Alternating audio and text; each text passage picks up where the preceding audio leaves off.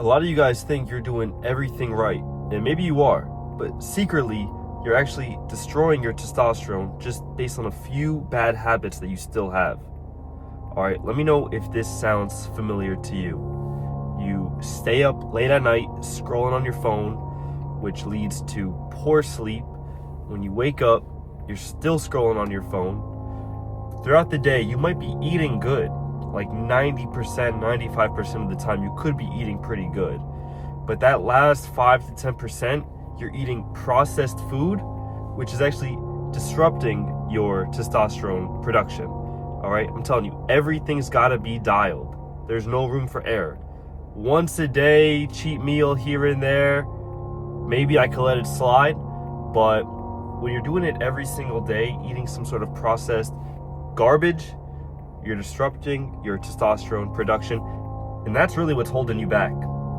But it's not just about the processed food. Think about how you handle stress, all right? Because when you have increased stress and increased cortisol, it's lowering your testosterone. We know that already. So think about, how do you handle stress? Let's say something bad happens in life, which happens all the time.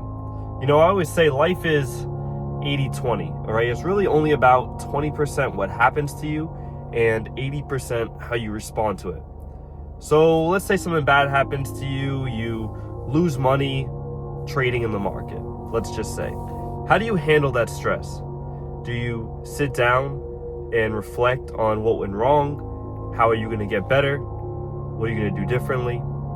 And are you able to sit with those uncomfortable negative emotions and just sort of sit with it and calm down and face them head on? Are you able to do that? Or do you immediately turn to smoking weed, drinking alcohol, or just somehow numbing your feelings? So that's what a lot of people do, and that's a big reason why you're still stuck. You're hitting the gym, you're eating the right foods, but when it comes to the uncontrollable aspects of life, the bad things that happen to all of us all the time, how do we handle that stress? See, a lot of you guys, like I said, you're handling it with weed, alcohol, and just numbing your emotions. Are you able to sit there? Are you able to meditate with those emotions and actually just face them head on, get better, reflect on them, and do something differently next time? Try that. All right, next time you're stressed out, sit with those emotions. Don't turn to the drugs, don't turn to the alcohol, just sit with those emotions. Reflect on how you can do better next time. All right, what's another distraction that's sabotaging you guys? I bet it's chasing women. Again, this is something you can't really control. You can control going out and getting reps in, and I'm all for that. Matter of fact, I teach that. Go out, get reps in during the day. But eventually you're gonna get some phone numbers, you're gonna get some dates, and you know, it might not work out the way you want it to. So how are you gonna deal with that? You're gonna be stressed out, you're gonna be chasing, you're gonna be losing your position as a man. You're gonna be giving away your position, chasing what you can't get, basically. And the more you chase, the further it runs from you. All right, now we're just talking about laws of attraction, laws of the universe. Study the laws of the universe and the laws of attraction. You'll see what I mean. The more you chase something, the further it runs. But when you are just indifferent and you're just living your life and you're just sort of manifesting greatness into your life, that's when it comes in. And it's not going to come in immediately, all right?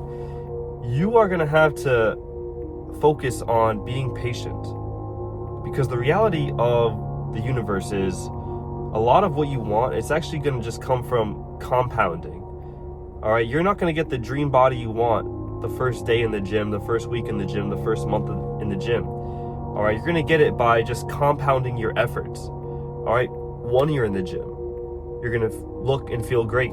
2 years in the gym, you're going to look even better, feel even better. 3 years in the gym, you're going to look even better and feel even better. It's compounding. All right, so don't worry about getting results right away. Focus on the compounding effect. So if you're stuck right now and you think that you've done so much work and you have everything dialed in, first of all, realize that you're actually probably self-sabotaging still by, one or two bad habits that you're still holding on to, whether it be scrolling late into the night and it's disrupting your sleep, whether it be chasing women or when you're stressed out, you're turning to drugs and alcohol still. Even though you know better, you're still turning to the vices when you really could be focusing on bettering yourself and sitting with those negative emotions and mastering your discipline, mastering your emotions. Next time something bad happens to you, realize what a great gift you have been given. You now have the opportunity to master your discipline, master your emotions, and get better. This is the only time you can actually get better, when something bad happens to you. So don't self-sabotage. Don't go back to the vices. And when you're meeting women, as you should be every single day, do not get into the habit of chasing. Shoot your shot to one girl, shoot your shot to the second girl, to 10 girls throughout the day, totally fine. But do not be chasing. Do not lower your position as a man. Let them come to you. Again, laws of attraction, you need to be studying this. And lastly, like I said, don't go back to the vices.